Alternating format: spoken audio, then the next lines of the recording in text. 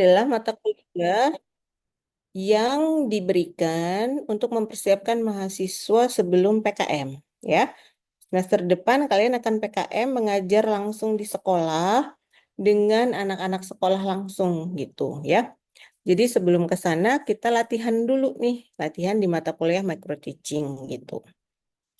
Jadi kalau nanti PKM kalian akan menghadapi authentic classroom situation, kelasnya beneran kelas sesungguhnya gitu ya di sekolah dengan anak-anak nyata gitu. Kalau di micro teaching, jadi kita membuat semacam simulasi. Jadi nanti kalian satu orang mengajar, nah siswanya siapa? Siswanya teman-teman yang lain. Jadi siswanya gitu ya. Jadi berlatih mengajar. Dosen pengampunya saya dan Ibu Pinta. Tapi ini ada berita yang tidak baik ya, Bu Pinta sedang sakit. Jadi mohon doa semuanya, tolong doakan Bu Pinta supaya Bu Pinta lekas sembuh. Jadi nanti mungkin Kak Bu Pinta akan digantikan oleh Bu Puspita ya, karena Bu Pinta harus menjalani proses pengobatan gitu ya. Em, apa rencana perkuliahannya? Jadi pertemuan pertama hari ini kita akan bahas tentang perkenalan ya dan beberapa materi. Kemudian pertemuan minggu depan juga masih diisi materi terkait desain pembelajaran dan RPP ya. Lalu nanti pertemuan ketiga kalian akan di-split menjadi dua kelas, dua kelompok berbeda. Jadi nanti pembagiannya berdasarkan norek ya, norek ganjil sama norek genap gitu. Jadi nanti satu satu kelompok akan dengan saya, satu kelompoknya lagi akan dengan Bu Puspita gitu ya. Nanti setelah dibagi menjadi dua kelompok itu pembelajarannya terpisah dengan jadwal yang berbeda ya. Kenapa harus dipisah? Karena uh, u- untuk latihan micro teaching ini kita butuh waktu yang cukup panjang ya. Jadi agar semua mahasiswa itu mendapat kesempatan mengajar yang cukup, kelasnya dibagi. Kalau nggak kayak gitu, kalau nggak dibagi nanti satu kelas dengan jumlah mahasiswa 30-an hampir 40 ya. Satu pertemuan cuma 2 SKS, bisa-bisa satu pertemuan itu bisa 5 atau 6 mahasiswa yang presentasi. Akhirnya kamu cuma dapat ngajar berapa menit gitu kan. Jadi tidak maksimal. Makanya dipisah gitu ya. Jadi 7 pertemuan nanti micro teaching secara individu, latihan ya. Latihan secara individu. Jadi nanti eh, di, di pada saat latihan ini kamu mengajarkan satu topik matematika. Silakan dipilih sendiri ya, mau di SMP atau di SMA boleh. Nah, kamu nanti digilir nih setiap minggu giliran siapa yang menjadi guru gitu ya. Kita punya 7 pertemuan dan kita punya berapa mahasiswa? 37 bagi 2 ya. Berarti kurang lebih 18 ya. Oke, 18 dibagi 7. Jadi kurang lebih ada yang 2 atau 3 mahasiswa dalam satu minggu. Begitu ya. Em, jadi atau pilihannya nanti kita menambah waktu saja gitu ya. Kalau memang terlalu dirasa padat gitu satu minggu untuk 3 mahasiswa, kita tambah pertemuan aja gitu ya. Jadi kalau misalkan eh, normalnya kan satu semester itu 16 pertemuan ya. Jika dibutuhkan memang nanti kita bisa tambah jadi 17 atau 18. Mudah-mudahan sih kalian nggak berkeberatan ya. Kalau saya sih insya Allah selama waktunya ada bersedia gitu. Jadi kamu bisa belajar menambahkan latihannya tuh lebih maksimal.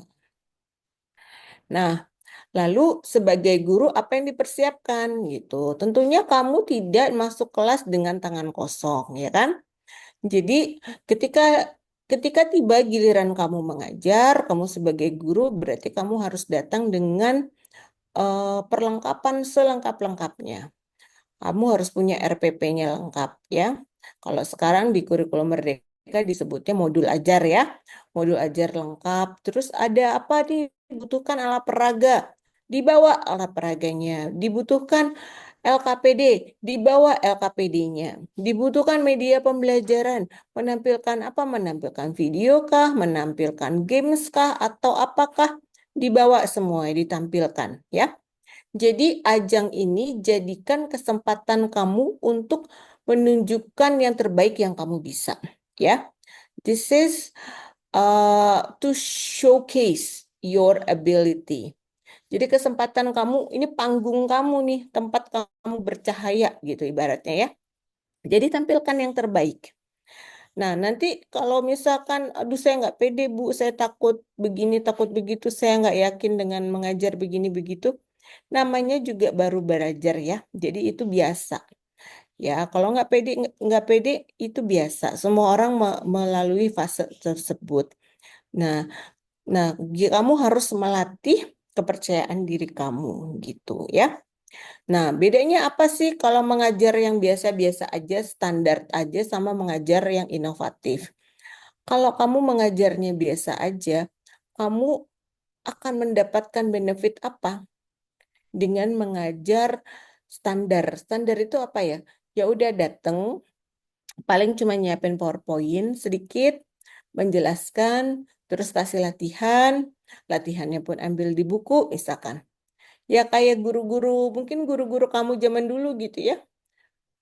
Mungkin atau saya sih berharap guru-guru kamu nggak seperti itu ya. Guru saya sih dulu kayak gitu gitu ya. Atau kamu mau mencoba sebuah pembelajaran yang inovatif, ya.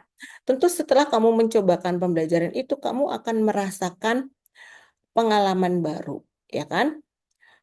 Kalau ngajarnya begini, nanti hasilnya begitu, begini. Kalau ngajarnya cara B, nanti gimana gitu kan? Nah, ketika kamu mencobakan cara inovatif, kamu akan belajar banyak. Kamu akan belajar apa? Kamu akan mencari, mencari tentunya. Oh, saya mau mengajarkannya pakai media apa gitu ya. Kamu akan belajar dulu nih pakai medianya. Terus kamu akan belajar bagaimana sih membuat pengelompokan siswa yang baik, bagaimana sih membuat LKPD yang baik. Itu kamu kamu jadikan itu kesempatanmu untuk belajar, ya. Nanti setelah itu kamu akan dapat masukan. Jadi nanti setelah latihan, setelah kamu tampil, kita akan diskusikan gitu. Ya, akan dapat masukan, kita diskusikan. Lalu dari hasil diskusi tersebut, dari masukan-masukan tersebut, kamu jadi tahu gitu. Oh, tadi yang sudah bagus apa, yang belum bagus apa. Ya, jadi kamu bisa berevolusi, kamu berefleksi, dan kamu bisa memperbaiki yang memang masih kurang-kurang gitu. Nanti pasti ini akan bermanfaat, akan berguna untuk pengembangan kompetensi kamu. Jadi kalau kamu udah pernah nyobain di kelas micro teaching, semester depan kamu masuk sekolah, kamu bisa mereplikasi, bisa diulang di kelas yang sesungguhnya. Itu ya. Jadi udah pernah alami nih di micro teaching nih, sekarang mau dicoba di kelas sesungguhnya gitu kan. Jadi nggak terlalu kaget gitu ya. Jadi eh, saya sih berharap di kelas ini muncul ya, muncul ide-ide pembelajaran yang kreatif, yang inovatif dari kalian. Gitu ya, pemanfaatan teknologinya udah canggih gitu ya. Apalagi di sini banyak anak-anak magang Casio kan, angkatan kamu. Nah, kemarin juga saya dapat pesan dari Bu Pipit ya. Jadi Casio masih ingin melanjutkan dengan kalian, Kak. Kayaknya mereka puas ya dengan kinerja kalian gitu. Jadi anak-anak mahasiswa yang kemarin magang dengan Casio diharapkan nanti pembelajarannya menggunakan pada saat micro teaching menggunakan Casio gitu. Gimana caranya kamu mengintegrasikan penggunaan Casio di pembelajaran? Nanti dicobakan di kelas micro teaching gitu, ya. Eh, Kalau kemarin nggak magang Casio ya nggak apa-apa. Kamu punya banyak cara lain untuk berinovasi, ya. Nggak usah pakai Casio, pakai cara lain ada banyak gitu ya. Jadi harapannya saya ingin ada pembelajaran yang inovatif. Nah, kelebihan lainnya apa kalau kamu mencobakan pembelajaran inovatif? Nanti setelah PKM kamu masuk skripsi, SPS dan skripsi. Kalau kamu udah mencoba pembelajaran yang inovatif, saya menggunakan pendekatan STEM misalkan. Nah, kalau itu nanti mau kamu angkat jadi skripsi, bisa gitu. Jadi kamu udah punya pengalaman. Mau diangkat, saya mau nulis skripsi tentang itu gitu. Bisa banget gitu loh ya. Jadi kamu harus berpikir strategis dalam mengambil segala keputusan kamu gitu. Bahwa apa yang kamu lakukan di mata kuliah microteaching ini nanti akan berlanjut di PKM, akan berlanjut di skripsi. Jadi kalau kamu bisa punya rencana jangka panjang gitu ya. Jadi kamu memanfaatkan microteaching ini sebagai mencicil atau menabung untuk skripsi kamu nanti gitu. Ya, bisa seperti itu. Oke. Dan dengan melakukan pembelajaran inovatif, ketika kamu lulus nanti kamu punya pengalaman. Kamu bisa nulis di CV kamu, ya. Nah, ketika nanti kamu melamar pekerjaan, terus ada tes micro teachingnya di sana gitu ya, di sebuah sekolah itu, kamu dipanggil nih untuk tes micro teaching. Kamu udah punya pengalaman mencoba pembelajaran yang inovatif dengan problem based kah, dengan project based kah, dengan kontekstual lah, dengan apa gitu, dengan STEM dan lain sebagainya. Kamu udah pernah mencoba itu. Jadi kamu punya kelebihan ya pada saat nanti kamu bersaing untuk mendapat pekerjaan gitu. Jadi berpikirnya jangka panjang. Jangan memilih jalan yang mudah. Ah, saya mah yang biasa-biasa aja gitu ya biar biar nggak ribet gitu ya. Tapi biasa-biasa aja tapi ya yang kamu dapatkan ya biasa-biasa juga gitu. Nggak banyak manfaat yang bisa kamu dapatkan gitu. Tapi kalau kamu mencoba sesuatu yang inovatif, tentu usaha yang dibutuhkan akan lebih banyak. Bacanya lebih banyak, bikin alat peraganya lebih banyak, persiapannya lebih banyak. Tapi dari semua itu kamu belajar banyak. Pikir jadi pola pikirnya adalah ini adalah sebuah investasi, investasi kamu untuk membangun keterampilan kompetensi dirimu gitu ya. Kalau kalau usahanya effortnya biasa aja ya hasilnya biasa aja gitu. Tapi kalau effortnya ekstra ya hasilnya bisa ekstra gitu ya. Nah gitu yang saya harapkan seperti itu. Nah udah nih 7 pertemuan untuk latihan.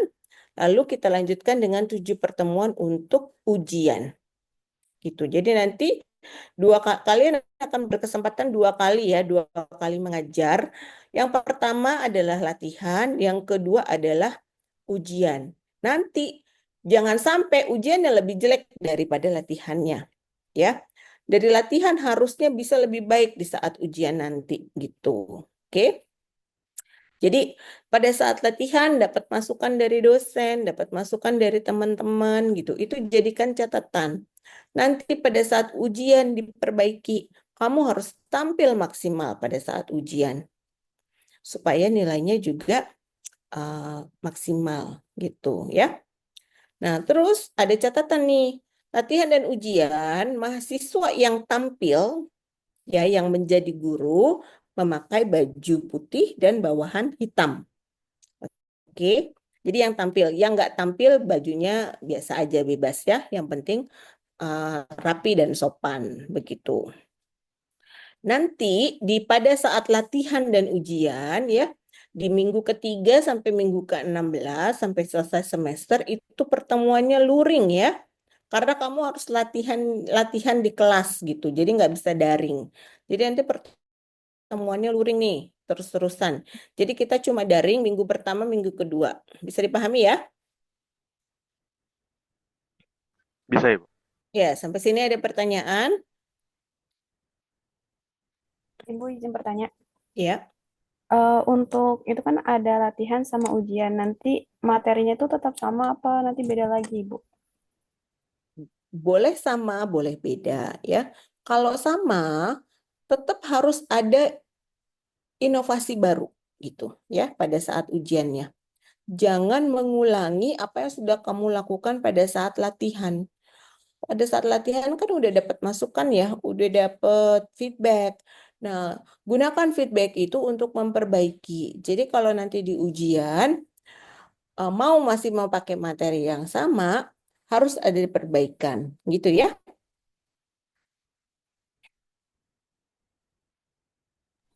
Baik, terima kasih. Nah, selain itu, setiap minggu kan kamu bisa melihat ya, melihat temanmu tampil. Kamu sebagai siswa, kamu melihat temanmu tampil. Tentunya kamu bisa menilai ya, temanmu siapa nih yang penampilannya bagus, siapa yang penampilannya kurang. Kamu punya punya penilaian sendiri. Dan dan setiap minggu teman-temanmu itu kan dapat masukan juga dari dosen pembimbing ya, dosen pengampu. Dikasih masukan, dikasih saran-saran. Jadi kalau kamu tampil belakangan, terus kamu lihat temanmu ada kesalahan, janganlah kamu mengulangi kesalahan yang sudah dilakukan temanmu, gitu loh, ya. Kamu kamu tampil minggu kelima nih, temanmu di minggu kedua dapat ada ada ada yang salah gitu kan. Terus dapat masukan nih dari dosen, dari teman-teman yang lain gitu. Jadikan itu pembelajaran buat kamu. Jangan sampai nanti kamu tampil di minggu kelima hal yang sama terjadi, ya. Nah, kalau gitu kan nanti ketara nih. Oh, selama ini kamu jadi datang cuman cuma datang aja gitu, tapi tidak tidak menyerap menyerap apa yang didiskusikan di kelas ya. Jadi saya harap walaupun bukan giliran kamu tampil, kamu kan akan berperan sebagai siswa. Tetap aktif ya. Tetap aktif, dengarkan diskusinya, tetap berkontribusi, beri masukan buat teman yang tampil gitu ya. Dan dan pada saat aktif berdiskusi itu di situ kamu tangkap pesan-pesannya. Oh, gimana sih bagusnya gitu. Jadi nanti pada saat kamu tampilnya udah baik ya. Jadi gitu ya. Jadi aktif bukan berarti hanya pada saat tampil. Pada saat kamu um, tidak tampil, pada saat kamu lagi jadi siswa juga harus tetap aktif. Oke? Sekarang kita lanjut ya. Nah, kamu harus kenal dulu nih kompetensi guru. Ini kompetensi guru yang ada di UU undang-undang ya, undang-undang Sisdiknas. Jadi guru Indonesia itu harus punya 4 kompetensi. Yang pertama itu kompetensi pedagogik. Apa sih kompetensi pedagogik itu yang terkait dengan pedagogi ya, terkait dengan kependidikannya. Jadi dia mengenali karakter siswa-siswanya. Jadi dalam satu kelas ada 30 siswa ya berbeda-beda. Si Haikal beda sama si Rangga misalkan gitu. Ya, yang satu anaknya cuek banget, yang satu anaknya baper banget misalkan ya. Kamu harus kenali gitu.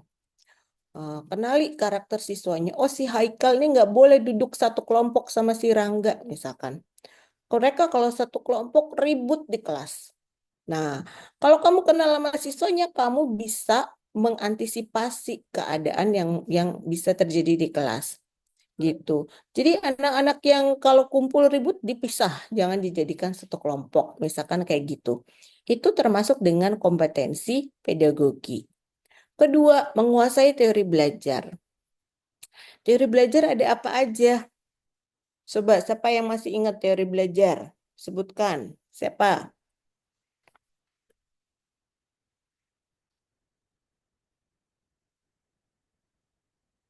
Silakan. Siapa yang mau menyebutkan? Ayo, jangan diem aja, ayo. Saya Bu, Ya, yang silakan. Wi. behavioristik, kognitivisme, sama konstruktivisme, sama humanistik. Coba dijelaskan behavioristik behavioristik apa? Behavior ya, kalau behavioristik itu tingkah laku yang eh, stimulasi dan responnya itu sama. Terus kalau human itu lebih ke eh, apa ya? Lebih ke analisis siswanya gitu gak sih, Bu? Terus kalau kognitivisme itu dia lebih mementingkan proses pembelajarannya. Terus kalau konstruktivisme itu berpusat pada si siswanya, gitu Bu. Oke, terima kasih Dwi. Ada yang mau menyanggah atau menambahkan pendapatnya Dwi? Boleh, silakan.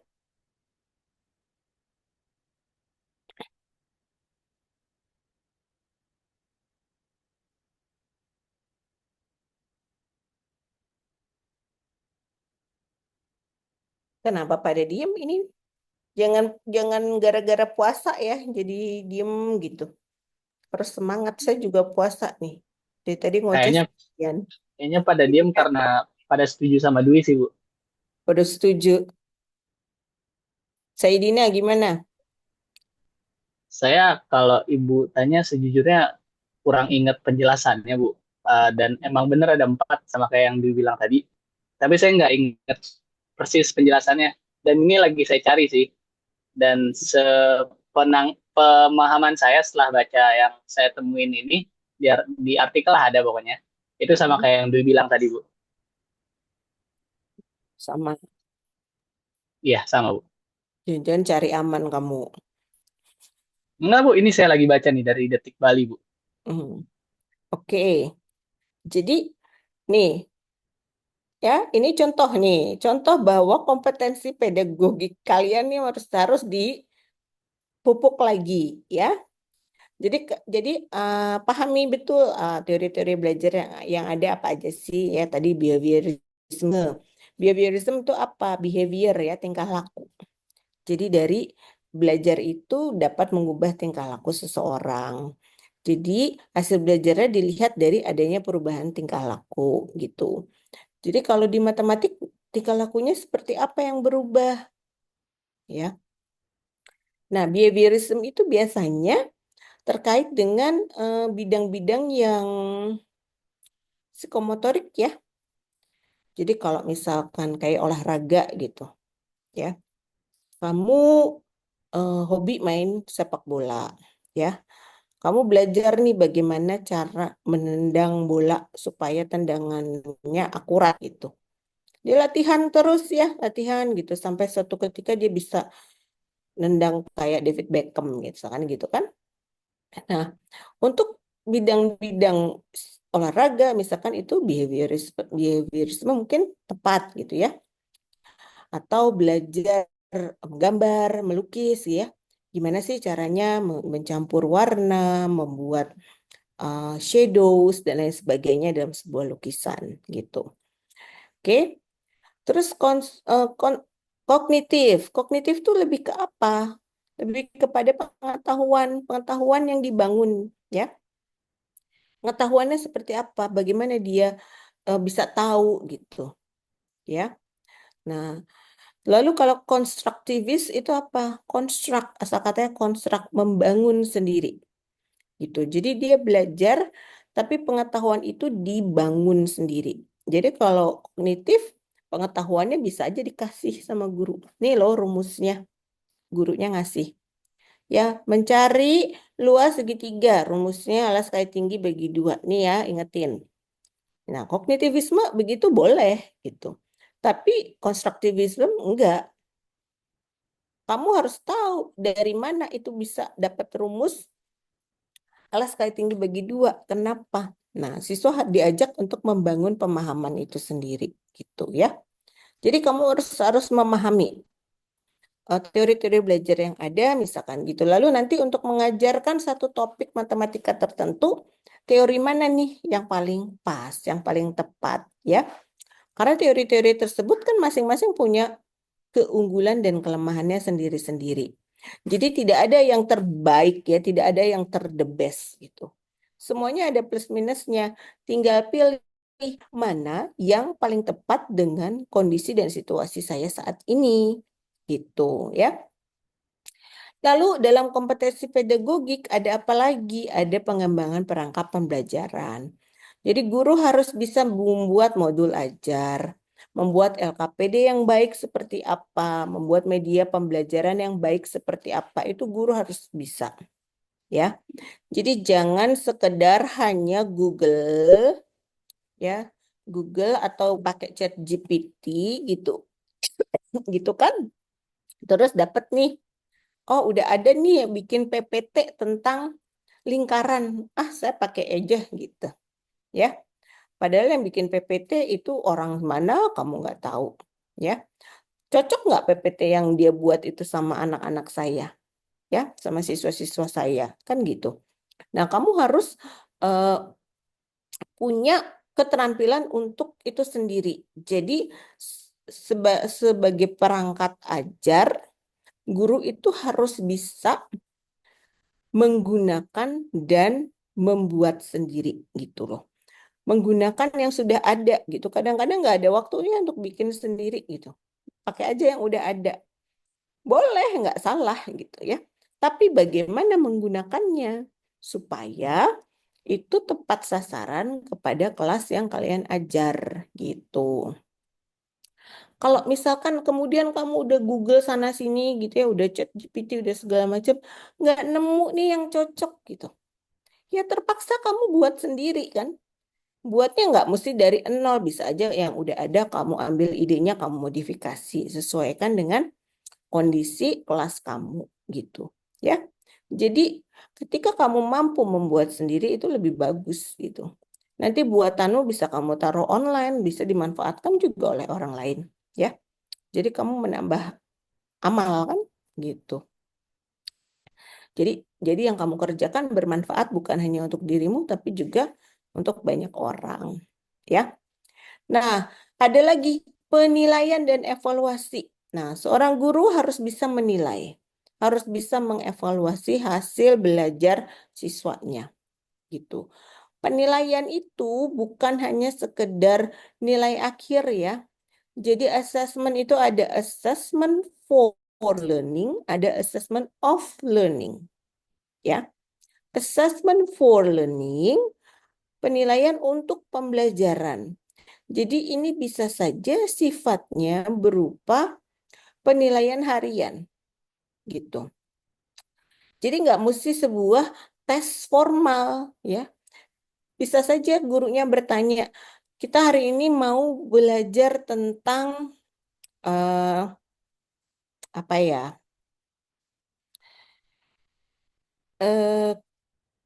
Luas jejar genjang misalkan. Sebelumnya persepsinya apa nih? Oh, anak-anak harusnya udah tahu luas persegi dan persegi panjang misalkan. Ya. Lalu kamu mau ngingetin nih, tapi ngingetinnya nggak berupa memberitahu gitu ya, tapi mengingatkannya berupa mengajukan pertanyaan misalkan. Kalau misalkan ibu punya nih persegi panjang, gimana ya cara nyari luasnya gitu. Ada anak yang bisa jawab, ada anak yang nggak bisa jawab. Nah, disitulah kamu melakukan assessment for learning. Ternyata 50% anak lupa nih rumus persegi panjang.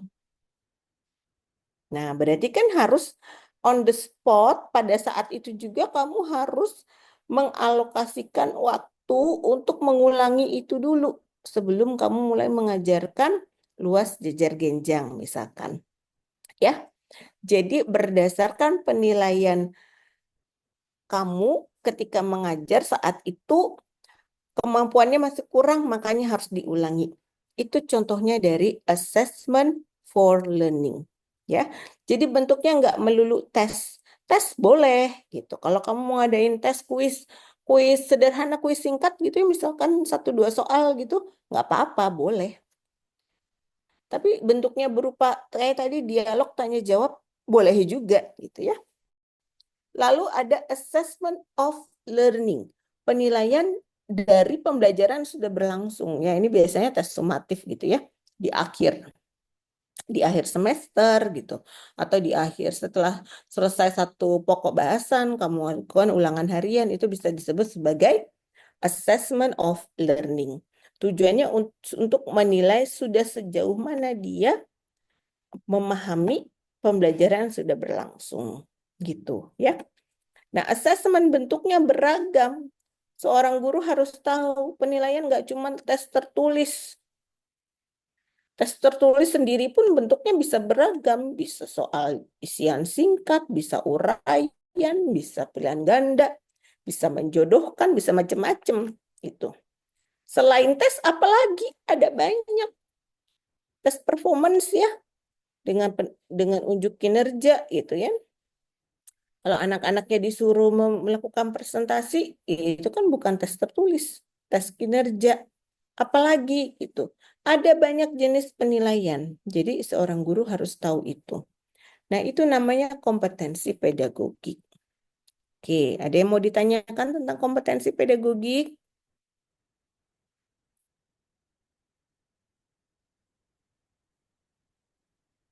Lanjut. Kompetensi profesional. Nah, kalau kompetensi profesional ini terkait dengan materi yang diajarkan. Ya, guru matematika harus bisa matematika. Guru bahasa Inggris harus bisa bahasa Inggris. Ya, jangan sampai kamu ngajar matematika tapi matematika kamu masih blank gitu, ya. Makanya kamu sarjana pendidikan dari prodi matematika ngelamar pekerjaan, disuruh ngajar bahasa Inggris, misalkan gitu. Ya kalau kamu bisa bahasa Inggris ya nggak apa-apa. Tapi kalau kamu merasa, aduh bahasa Inggris saya aja masih belepotan gitu, mau nggak kamu ngajar bahasa Inggris? Ya. Jadi itu terkait dengan kompetensi profesional. Harus dikuasai ya topik matematika yang topik mata pelajaran yang kamu ajarkan. Gitu ya. Menguasai SKKD ya. Ini istilah lama ya, ini sebetulnya standar kompetensi dasar.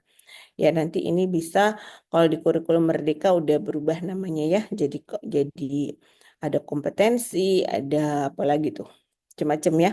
Jadi ini kamu harus bisa selalu menyesuaikan diri ya dengan bentuk-bentuk atau jargon-jargon pendidikan yang dikeluarkan oleh kementerian. Karena negara kita ini kan lucu ya. Ganti presiden, ganti menteri, ganti kebijakannya gitu kan. Nah, ini nggak tahu nih kurikulum Merdeka nih karena menterinya baru apakah nanti akan dirubah ya, nggak tahu.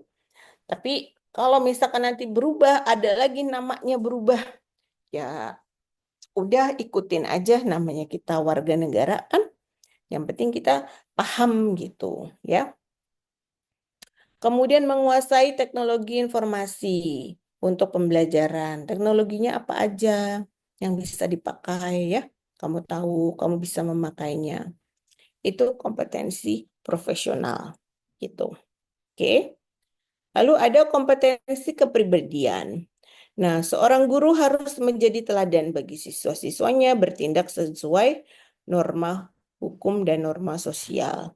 Ya, kalau di Indonesia ini sangat-sangat menjadi perhatian gitu ya. Guru itu kenapa sih kalau PKM harus misalkan ya yang perempuan harus pakai rok gitu, nggak boleh pakai celana panjang ya. Ya karena begitu mungkin peraturannya ya ikuti ya, diikuti gitu. Walaupun kadang-kadang kenapa sih gitu banget, kaku banget gitu ya, kamu merasa ya ya sudah gitu ya. Kamu ikuti aja ya. Karena kita menyesuaikan dengan value dan peraturan-peraturan yang berlaku di sekolah tersebut. Menjadi teladan gitu. Jadi kalau ngomong ya jangan sembarangan ya kalau di depan anak-anak gitu. Biasanya nggak boleh ngerokok ya di sekolah gitu kan. Jadi menjadi jangan memberikan contoh yang buruk kepada anak-anaknya ya, pada siswa-siswanya. Kalau di eh, kalau apalagi di Indonesia ya dengan apa nilai-nilai ketimurannya yang masih sangat kental gitu. Jadi kamu harus hati-hati dalam bertindak. Itu kompetensi kepribadian.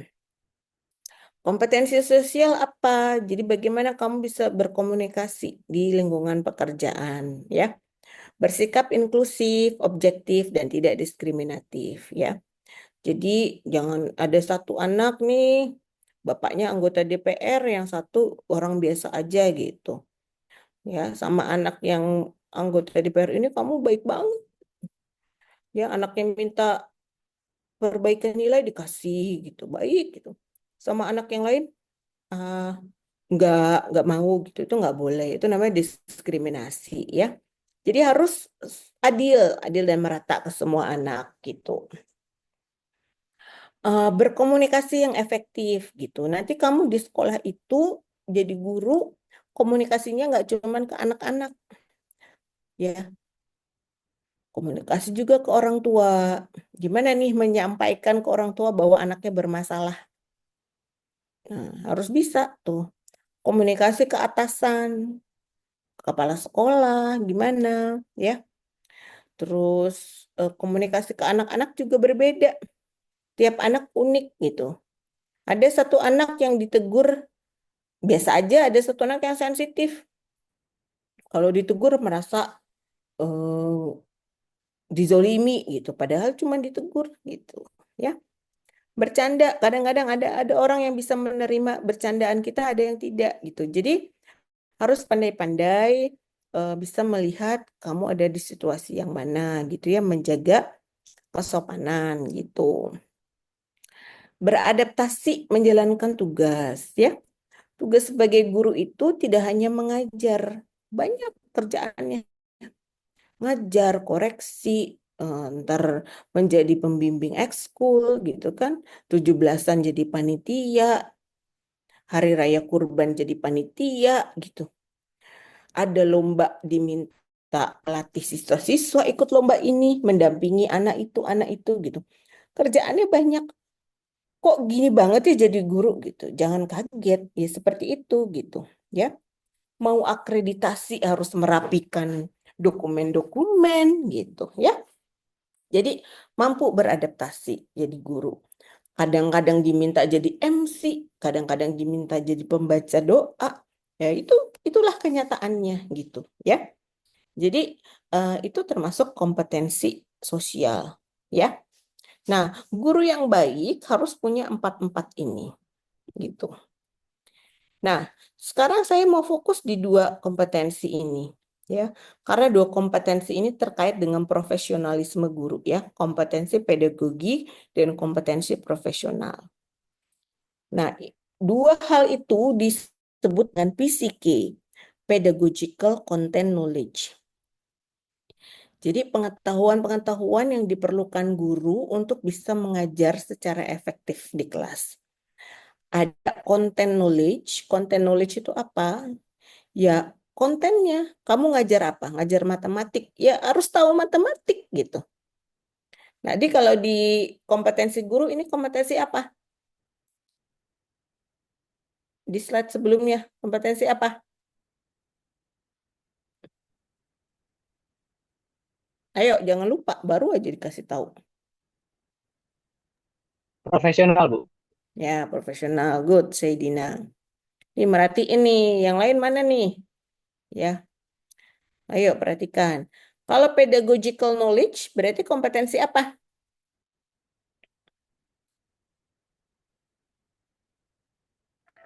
Yang tadi kemampuan buat mengenali pendidik gitu-gitu nggak sih, Bu? Lebih Mm-mm. ke gurunya ya, Bu. Ya, tadi Nah, namanya ya itu kompetensi apa? kompetensi Kompetensi pedagogik juga. pedagogik, ya. Nah, ketika dua itu digabungkan akan ada namanya PCK, gitu. Jadi bagaimana kamu menggabungkan si pedagogical knowledge and content knowledge together gitu, ya. Jadi nggak terpisah. Oke, kamu kenal karakteristik siswa. Kamu tahu bagaimana cara melakukan berbagai macam jenis penilaian. Tapi kalau untuk penilaian di matematika, baiknya penilaian yang mana gitu. Nah, itu udah gabungannya, ya. Jadi di matematika pun mungkin bisa beragam penilaiannya, ya. ketika belajar topik aljabar, sebaiknya penilaian tertulis atau penilaian apa ya? Gitu.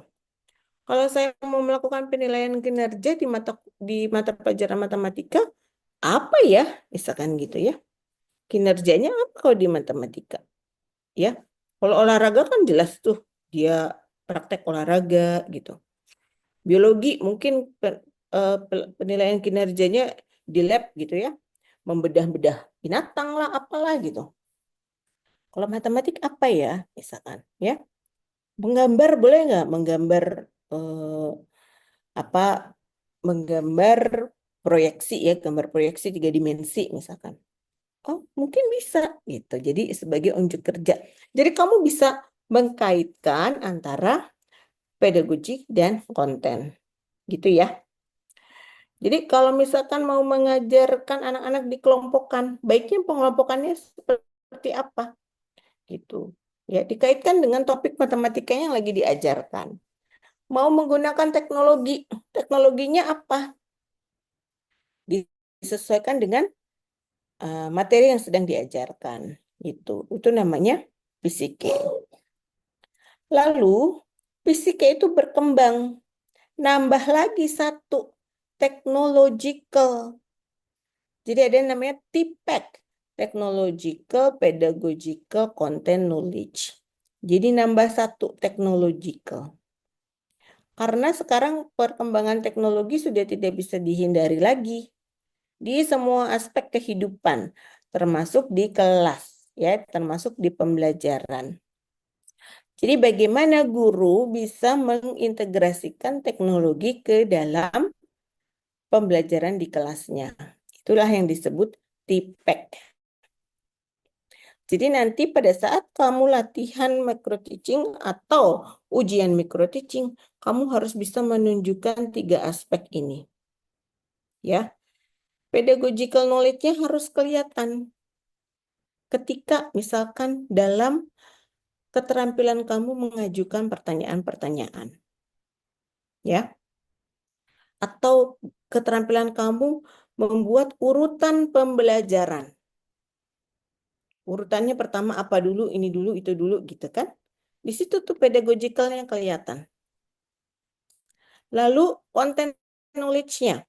Jangan sampai ada miskonsepsi yang kamu ajar. Ya. Jangan sampai ngajar konsepnya salah. Nah, itu bahaya itu ya. Jadi content knowledge-nya harus betul. Lalu penggunaan teknologinya gimana?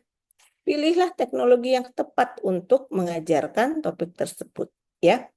Jadi 3 aspek ini nanti akan saya lihat dari Anda semua. Itu. Jadi kamu harus bisa nunjukin yang terbaik dari technological, pedagogical, dan content knowledge kamu. Ya. Sampai sini ada pertanyaan?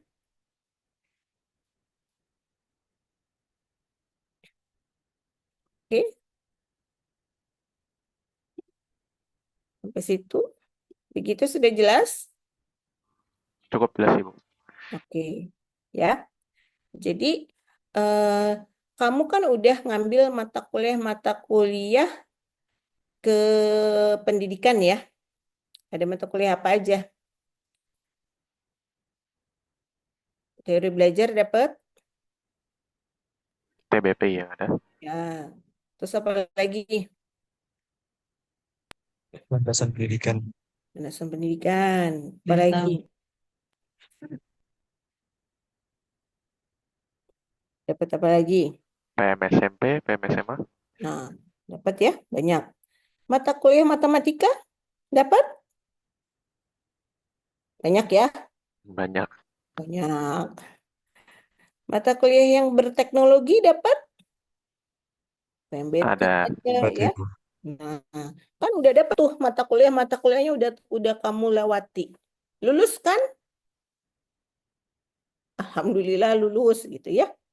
Nah, sekaranglah saatnya gimana kamu menunjukkan bahwa kamu bisa memadukan semua itu dalam sebuah pembelajaran gitu ya. Jadi eh, jadi nggak terpisah-pisah gitu. Jadi pengetahuan itu bukan apa yang ada di kepala kita gitu, tapi bagaimana kita menggunakan apa yang kita tahu ya, yang ada di kepala ini saat kita mengajar. Jadi it is enacted ya, itu dilakukan di kelas gitu. Lewat kamu mengajar itu memperlihatkan bahwa kamu si Sabira nih mengerti tentang teori belajarnya gitu ya. Si Rangga nih mengerti teknologinya, kelihatan gitu ya. Jadi gitu ya. Jadi mulai sekarang kamu bisa sudah memulai memilih topik matematika yang mau diajarkan nanti apa ya. Dan mulai difikirkan tuh. Kira-kira nanti mau bagaimana ya mengajarkannya gitu. Pakai pendekatan apa, terus nanti perangkat pembelajarannya apa saja gitu kan. Silakan, sudah bisa mulai difikirkan dari sekarang. Oke.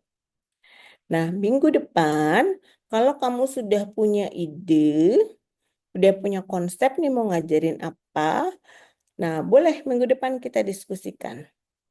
Ya, dibawa konsepnya, Bu, saya mau mengajarkan tentang lingkaran, nanti pakainya begini, begini, begini. Oke, nanti saya kasih masukan. Gitu ya. Jadi, saya sih berharap kamunya yang aktif ya. Kalau kamu diem aja ya, saya nggak kasih masukan. Ya. Jadi kalau kamunya aktif, Bu, kalau saya ngajar gini-gini gimana, Bu? Ada masukan apa gitu ya. Nah, ya kalau kayak gitu saya senang. Nah, mahasiswanya udah aktif nih gitu ya. Jadi tunjukkan bahwa kamu tuh udah mempelajari, udah persiapan gitu. Jadi datang ke saya tuh nggak tangan kosong gitu ya. Bu, kemarin saya lihat di YouTube misalkan ada yang mengajarkan matematikanya pakai cara ini gitu. Saya pengen coba, Bu, gitu. Boleh, boleh gitu. Kamu meniru orang lain dulu nggak apa-apa ya, boleh aja. Cuman nanti kamu sesuaikan. Nanti kamu mencobanya gimana?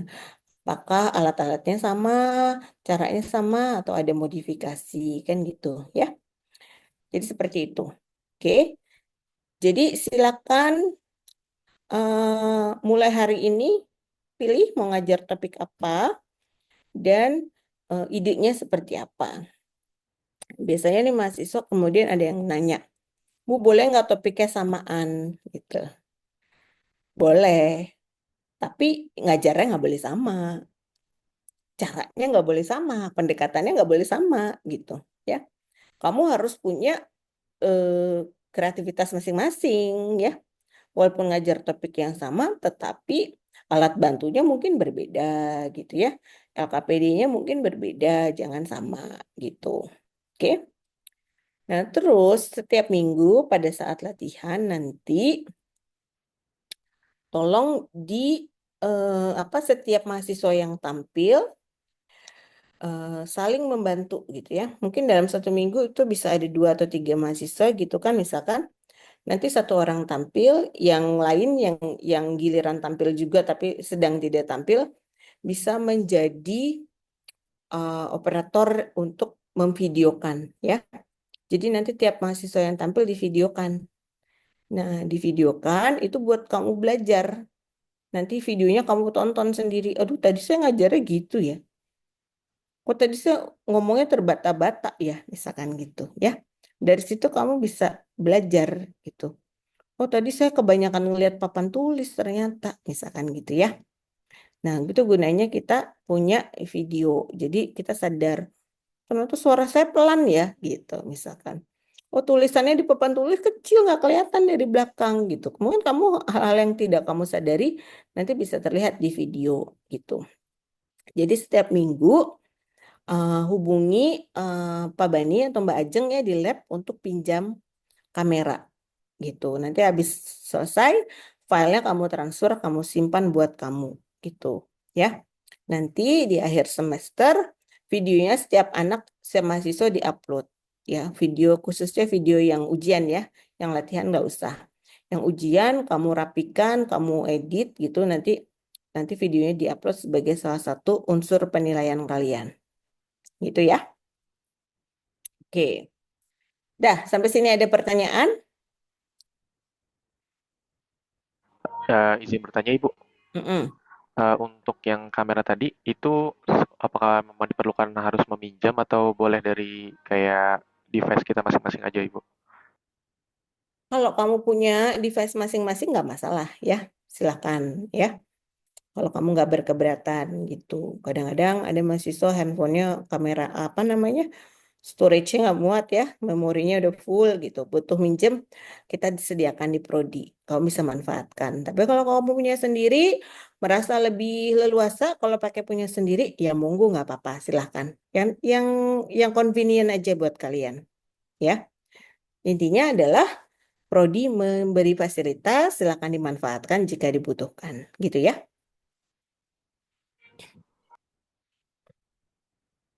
Ada lagi pertanyaan? Ibu, saya izin bertanya, berarti untuk yang saat latihan itu kita udah siapin juga termasuk sama LKPD dan perangkat lainnya ya, Ibu? Yes, Oke, ya, baik. Terima kasih, Ibu. ya sama-sama. Jadi ketika kamu nanti tampil, mau latihan atau ujian, semua harus siap ya. Misalkan mau menggunakan alat peraga, kamu mesti pikirkan alat peraganya ini hanya kamu gunakan di depan, anak-anak hanya ngeliatin aja, atau kamu mau anak-anak bisa mencoba juga gitu. Kalau mencoba juga, kamu mesti siapkan berapa alat peraga gitu kan? Apakah satu orang satu atau satu kelompok gitu? Kamu mesti siapin ya. Misalkan dibagi menjadi 4 kelompok, berarti kamu bawa 4 alat peraga, misalkan gitu ya. Kamu mesti pertimbangkan itu. Atau mungkin di hari sebelumnya kamu udah ingetin teman-teman besok bawa gunting ya semua gitu. Boleh kayak gitu ya. Kalau misalkan kamu merasa apa saya nggak sanggup nih beli gunting sebanyak itu gitu, minta teman-teman bawa gunting, nggak masalah gitu ya. Jadi di hari sebelumnya teman-temannya diingatkan bawa gunting dulu gitu atau bawa apa gitu, ya nggak apa-apa ya. Ada lagi pertanyaan? Izin bertanya lagi Bu, Mm-mm. tentang pembagian ganjil dan genap itu berarti dua-duanya tetap diampu oleh Ibu? Maksudnya dinilai oleh Ibu langsung apa nanti ada dosen lain? Tadi kan saya udah bilang, kan di di Yakat itu tertulis saya dan Bu Pinta ya. Tapi karena Bu Pinta sedang proses pengobatan, jadi diganti Bu Puspita. Jadi nanti eh, setengah-setengah. Saya pegang satu, Bu Puspita pegang satu gitu. Tapi saya belum tahu nih, saya akan ambil anak ganjil atau anak genap belum tahu ya. Mungkin nanti diundi atau gimana, nanti saya diskusikan dengan Bu Puspita. Jadi kita akan mulai split di minggu ketiga ya. Oh, oke baik Ibu. Ya. Jadi minggu depan masih jadi satu. Oke? Ibu izin bertanya. Mm-mm. Jadi kan materinya itu boleh diambil dari tingkat SMP dan SMA. Mm-mm. Nah, untuk SMA itu kan ada yang ikut matematika wajib dan ada yang ikut matematika tingkat lanjut ya, Bu. Nah, kalau misal ambil materinya di matematika tingkat lanjut itu nggak apa-apa, Bu. Nggak apa-apa. No problem ya. Kasih, Yang Ibu. ada di SMA.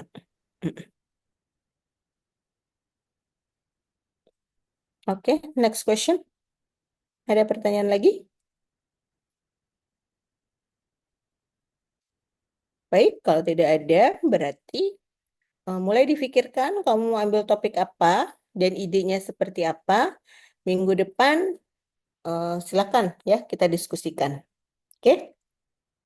Minggu depan juga saya masih ada satu paparan lagi. Setelah itu nanti kita diskusikan tentang ide dan rencana pembelajaran kamu untuk pada saat latihan ya. Gitu. Oke, jadi minggu depan saya buka kesempatan untuk diskusi supaya kamu dapat feedback, dapat apa arahan ya. Silakan. Gitu. Oke, baik. Ibu, maaf izin Hmm? bertanya Ibu. Hmm? Kalau misalkan topiknya itu tidak ada unsur mengajar matematikanya gitu, lebih ke psikologis siswanya, apa boleh, Bu? Maksudnya psikologi siswa? Misalkan ini pendidikan karakter gitu, tujuannya supaya kita memupuk karakter yang baik pada siswa. Misalkan siswa siswa SMA gitu. Jadi eh, nggak ada nggak ada unsur ngajar matematikanya gitu, Bu. Lebih ke psikologisnya gitu. Tadi kan saya udah bilang, yang akan saya lihat tipeknya, ya. Karena ini mata kuliah ini tujuannya untuk mempersiapkan kamu nanti PKM. Pada saat PKM, kamu kan pasti ngajar mata pelajaran matematika, ya. Nah, jadi nanti yang dilihat pasti ada mathematical knowledge, ada pedagogical knowledge, dan technological knowledge-nya gitu ya. Jadi konten knowledge-nya udah diganti ya jadi mathematical knowledge karena kamu guru matematika gitu ya. Jadi 3 unsur itu yang mau saya lihat dan akan menjadi unsur utama penilaian. Jadi harus ngajar matematika. Oke, paham ya? Iya, baik Ibu. Terima kasih. Walaupun mungkin nanti di sekolah ada kalanya memang kamu harus membangun karakteristik siswa ya. Mengajarkan hal-hal baik, unsur-unsur psikologis, ya itu pasti namanya guru di sekolah pasti akan seperti itu. Tapi itu bukan menjadi fokus pada mata kuliah ini ya. Fokusnya adalah di bagaimana kamu mengajarkan matematik dengan efisien ya, dengan menunjukkan tipek kamu tadi gitu. Oke? Ada lagi pertanyaan?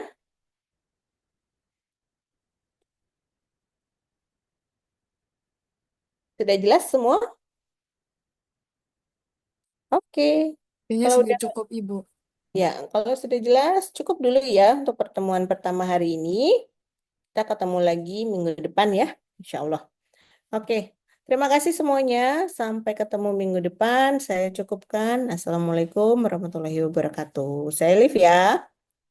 Waalaikumsalam. Terima Waalaikumsalam. kasih, Bu. Salam, terima kasih Terima Ibu. kasih, Ibu. Terima kasih, Ya. Bu. Tes.